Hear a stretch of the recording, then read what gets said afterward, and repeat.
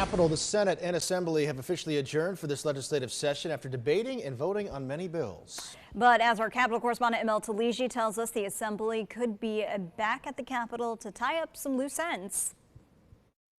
Lawmakers still catching up on some much-needed rest after a long week. I'm told that while the Senate did adjourn, the Assembly plans to reconvene. We don't have the exact dates, but I hope it's sooner rather than later. Assembly Minority Leader Will Barkley says two key issues New Yorkers are dealing with are crime and affordability, which he feels went unaddressed this session. Instead of addressing changes to bail or raise the age, they went and passed clean slate, which I think is a step in the wrong direction. As far as affordability, I didn't really see anything in the final waning days to provide some relief to New Yorkers who are overtaxed and overburdened with the cost of living in New York.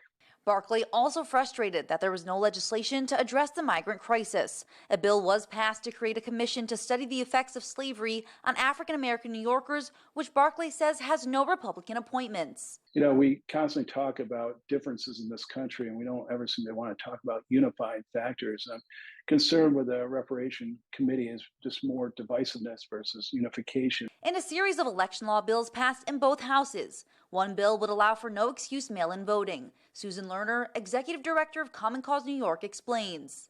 It's different from absentee voting, where you need a reason to get an absentee ballot.